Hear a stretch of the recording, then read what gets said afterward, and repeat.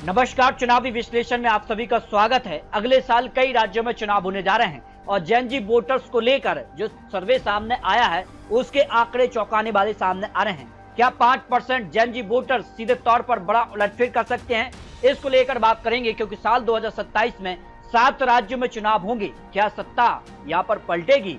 जेन voters इस समय किसके साथ नजर आ रहे हैं, इसको लेकर चौंकाने वाले आंकड़े सामने आ रहे हैं क्योंकि 5% यहाँ पर खेल बदल सकते हैं, जो यहाँ पर विश्लेषण निकलकर सामने आ रहा है। साल 2029 में जेन वोटर की पसंद का अगला प्रधानमंत्री कौन होगा, इसको लेकर भी बात करेंगे। लेकिन भारत में गायब होगी जाति और धर्म की राजनीति, जो इस समय सबसे ज्यादा चर्चाओं का विषय रहती है।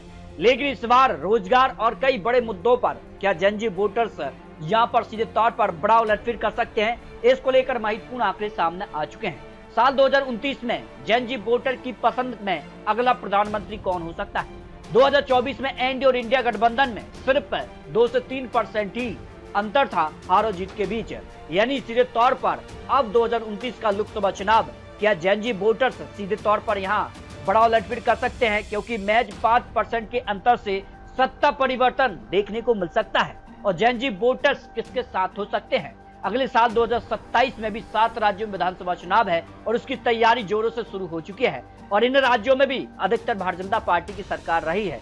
लेकिन और इन राज्यों में किसका पलड़ा भारी होगा, इस पर भी आंकड़े दिखाएंगे। लेकिन यूपी, गुजरात, पंजाब, उत्तराखंड, हरियाणा, मणिपुर, गोवा समेत कई राज्यों में चुनाव को लेकर चुनावी हलचल काफी बढ़ चुके हैं। लेकिन जेन वोटर्स जो कि 18 से 29 साल के मतदाताओं की अहम भूमिका में आते हैं और दिल्ली के जेन वोटर्स आंदोलन ने जो है राजनीति में कई बड़े बदलाव भी सामने आए हैं। हाल ही में अगर बात की 2 विधानसभा सीटों में भारतीय जनता पार्टी को बड़ा नुकसान हुआ है। बिहार की बांकीपुर और एमपी के दतिया उपचुनाव को लेकर भी माना जा रहा है क्या जेन वोटर्स के असर के दम पर इन दोनों सीटों पर बड़ा उलटफेर हुआ है, और अगर ऐसा हुआ है तो आने वाले समय में 7 राज्यों में चुनाव को लेकर चौंकाने वाले आंकड़े बन सकते हैं।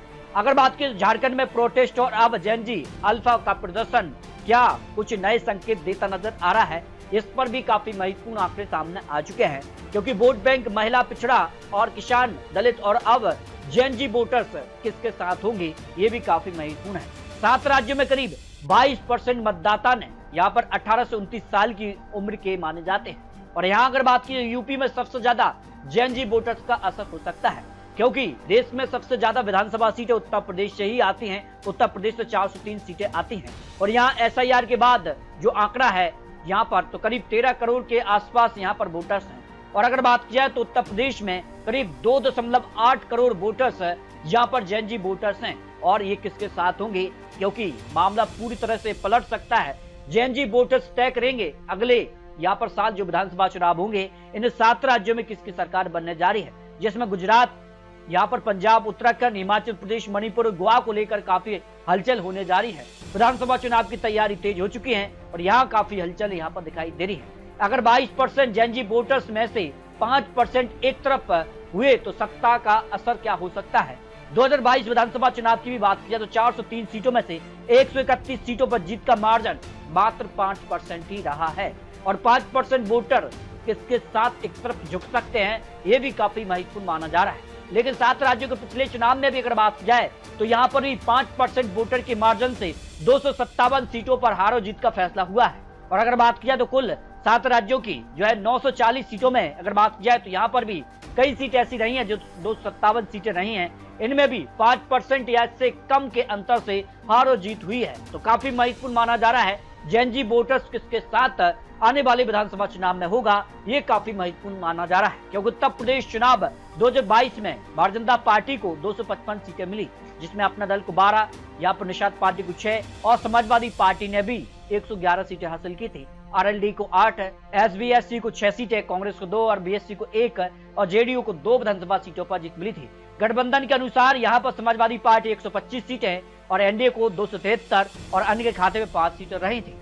इस बार वोट शेयर की भी बात की जाए तो विधानसभा चुनाव 2022 में एनडीए को यहाँ पर 43% वोट शेयर और समाजवादी पार्टी को 36% वोट शेयर। लेकिन इस बार कांग्रेस समाजवादी पार्टी से मिलकर चुनाव लड़ेगी तो यह अंतर और कम हो जाता। और अगर जेन वोटर्स बड़ा उलटफेर होता है तो फिर उत्तर प्रदेश में सीधे तौर पर बड़ा उलटफेर हो सकता है। अगर बात की दिल्ली, मुंबई, बेंगलुरु, पुणे में जेन वोटर्स करीब यहाँ पर 35 से 40% हैं। 2029 तक ये माना जा रहा है कि 5 से 6 करोड़ वोटर्स नए यहाँ पर जुड़ सकते हैं और जैन जी मतदाता पहली बार वोट डालेंगे तो किस यहाँ पर गठबंधन के खाते में वोट डालेंगे, ये तो आने वाला वक्त बता सकता है। लेकिन माना जा रहा है कि कई बड़े मुद्दे जैन जी वोटर्स के सामने अब यहाँ पर जो है कम दिखाई देते नजर आ रहे हैं। राम मंदिर, हिंदू मुस्लिम, यूपीए घोटाले जैसे बड़े मुद्दे भी गायब नजर आ रहे हैं। जैन जी वोटर्स जिस कार की रणनीति जिस कार से अब यहाँ पर सड़कों पर दिखाई दे रहे हैं। तो 2029 और 7 राज्य में जो विधानसभा चुनाव होने जा रहे हैं, इसको लेकर अपना रख सकते हैं, क्योंकि ये तो चुनावी आंकड़े, चुनावी अनुमान है।